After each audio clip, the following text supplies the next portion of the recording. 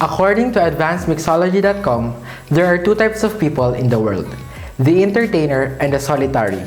The entertainer loves to invite people over to her place and party the night away with great music and, of course, an unlimited supply of booze. The solitary, on the other hand, likes nothing more than a quiet and relaxing time at home after a grueling day at work. But no matter how different these personalities are, it is always a good idea for them to stock up on some home bar essentials. Because really, what is life without your own home minibar? A very dull one, that is.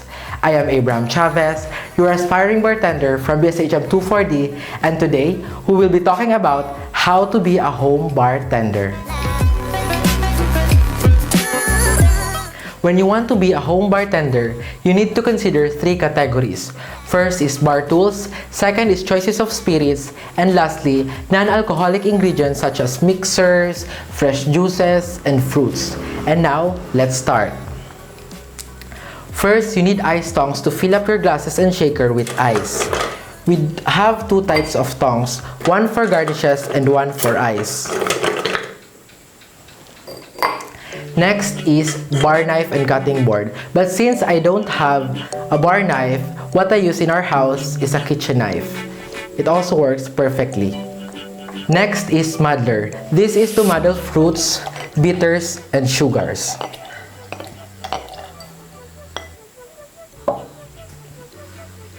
These are my two jiggers. You need this to measure fruit juices and alcohols. Next is mixing containers or mixing glasses.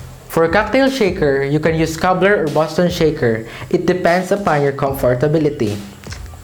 Next is you need lemon-lime squeezers. But since I don't have a lemon-lime squeezer, what I use is a knife.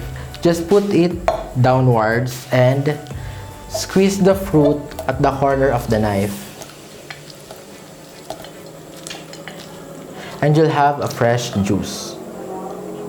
Next is strainer.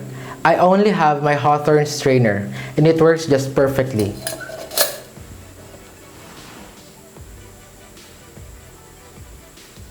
It also wouldn't hurt to have a wine key, just to be sure even if you don't have a wine right now. I would also like to mention glassware. You should have a few rock glasses, couple of wine glasses, beer glasses and mugs, and small highball glass. Let's save some turtles and let's use a stainless steel straw. That's the basic tools we need to use to be a home bartender. Now let's go to the booze part. There are 6 spirits: gin, vodka, tequila, brandy, whiskey with or without E, and rum. By the way, you don't need to buy premium or expensive brands.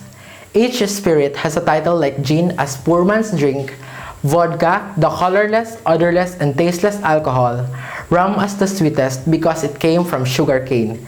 Tequila is herbaceous, grassy, and vegetal in nature. Tequila is quite strong compared to others.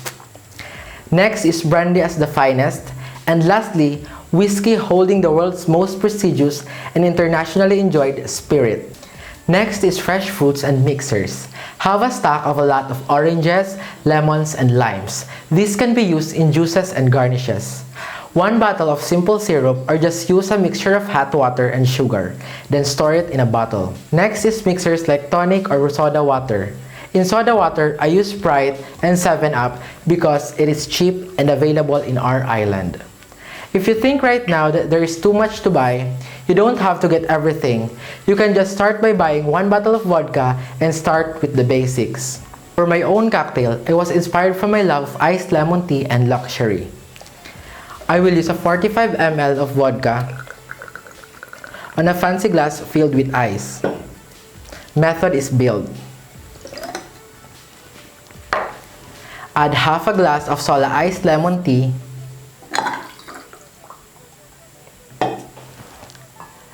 and sparkling white wine to fill.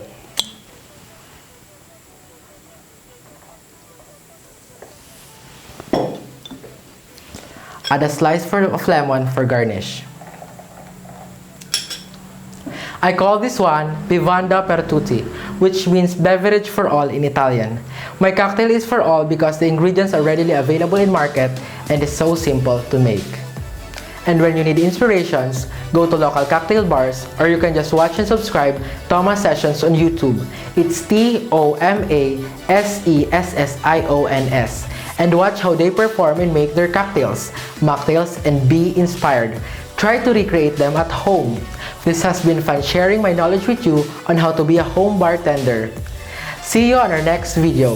This is Abraham Chavez from BSHM 4D saying thank you and goodbye.